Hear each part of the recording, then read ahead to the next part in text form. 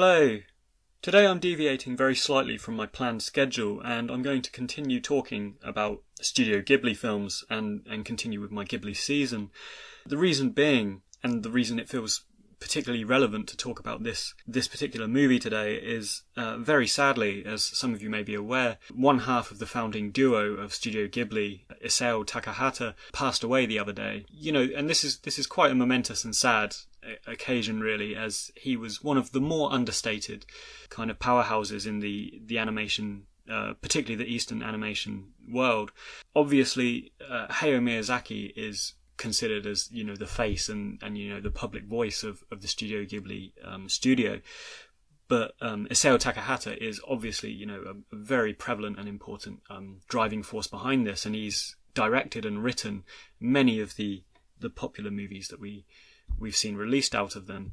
So I'd just like to take a moment to sort of memorialise and remember Takahata, and also today discuss my favourite of the movies that he wrote and directed, which is one of the more understated and I think divorced from the conventional kind of Ghibli film, if you like. So My Neighbour the Yamadas is a 1999 Ghibli feature, and it's a radical departure in terms of aesthetics and setting that we've hitherto seen, and it's based on an early manga called Nono-chan by Hisashi Ishii. The movie and the manga is basically a humorous portrait of the contemporary Japanese family. Now, to prefix this with a slight confession, I have to admit that I had avoided My Neighbour the Yamadas for a number of years. The Ghibli films aren't cheap to purchase, and when it came to my payday, when I used to work in a store and I'd get paid fortnightly and just buy a Ghibli film, I always opted towards the more fantastical and acutely drawn animes such as Princess Mononoke or Howl's Moving Castle and movies like that. And Ghibli is renowned for these sort of films rather than this strange, loosely coloured, watercolour style of movie. And this kind of compounded my surprise when I actually got round to watching My Neighbour the Yamadas, because it became one of my favourite Ghibli films, and the comedy derived from the trials and tribulations of mundane family life is both hilariously executed in this film, but also surprisingly relatable, considering it's a very distinctly Japanese movie and Japanese cultural setting. Now, there's enough reason to believe that Japan is one of the more esoteric and culturally divorced nations from a Western European and North American perspective. The alphabet, the language, the history, the ethnicity, the philosophies and mannerisms are about as foreign as you can get, from a Western perspective. And, much of the heritage of Japan resides in the ideals of Shintoism, of Buddhism and Confucianism. Whereas, of course, the West, here we have our roots in, Latin and Greek philosophies and alphanumeric systems, so there just seems to be this massive divide, and I know people that have been to Japan and actually live in Japan, and the culture shock is actually quite monumental. So based on that, I found it really interesting to see how not only much of the comedy but also the domestic life and the set pieces that we see in My Neighbours the Yamadas stands up and accurately reflects the absurdities of domestic life in the West too.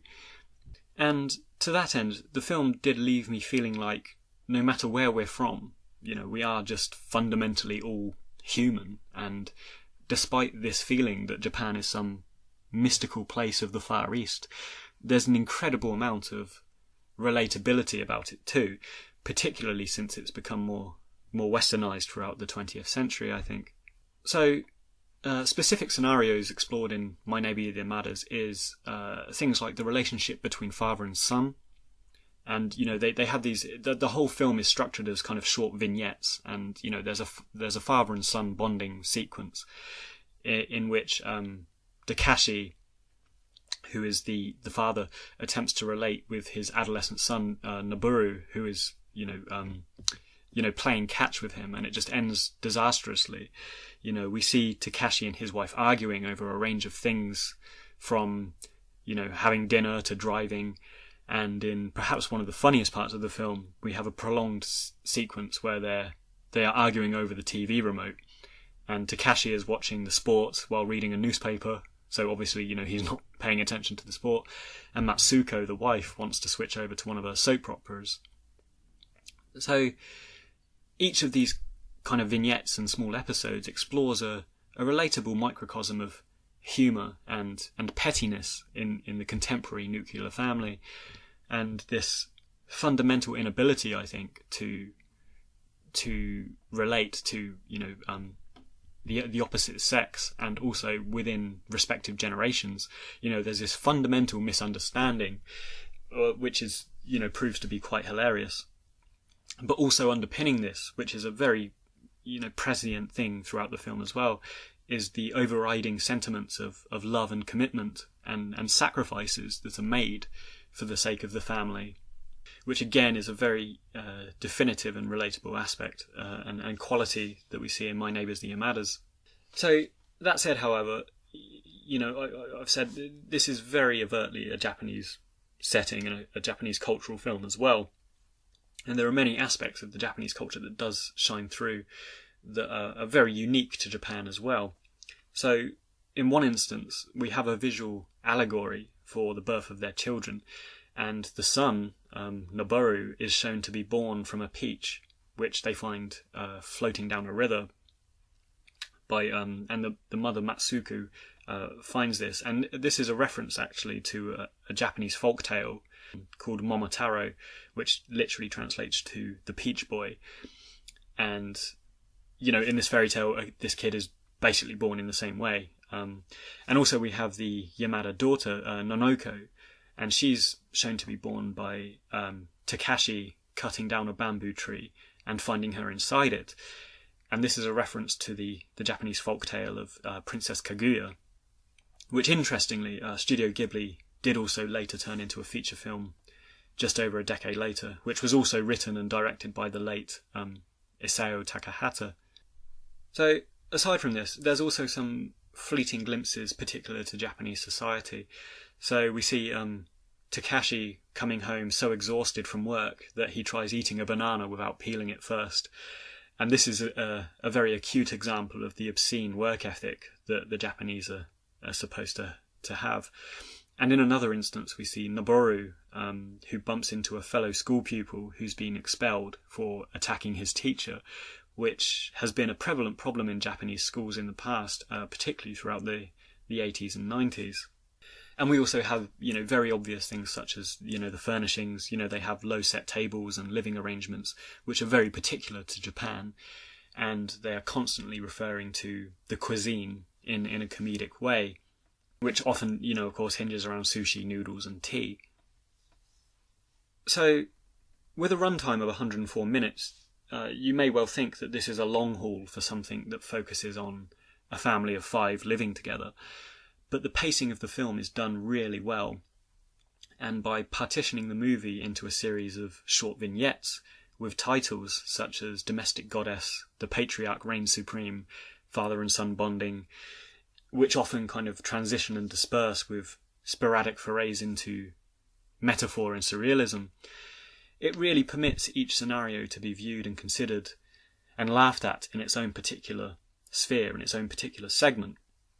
So the pacing is done fantastically well, and it doesn't feel like the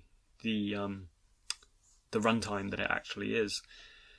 And we also have the grandma character, who at the end of each vignette kind of interjects with some spoken word proverbs, which are laced with allegorical assurances about family life, which helps maintain a certain theme, which is this one of kind of sacrifice and the overriding love that they share for one another. And it also kind of makes fun of this inherent contrariness about being incapable of living together, but at the same time, this unquestioning love. It's really well. It's a very good way of addressing this sort of the bizarreness of kind of family life, I suppose, across the board. And so finally, I think it's just worth noting the beautiful watercolour backdrops that frame and focus the attention to the events of each subject. It's not a very detailed animation where, they haven't given detail to backdrops and things like that, like all the other Ghibli features, but rather they only fill in and colour in and paint and give deft lines to, the characters or whoever's the most important person in that particular scene. And it's interesting as well because it seems like it's been done in a very painstaking and traditional hand-drawn way. But it's interesting to note that this was in fact the first Ghibli animation to be entirely digitally made.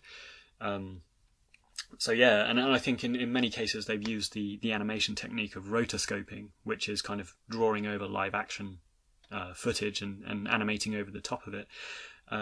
So they've used a variety of techniques here to kind of create this weird collage, I suppose, of animation.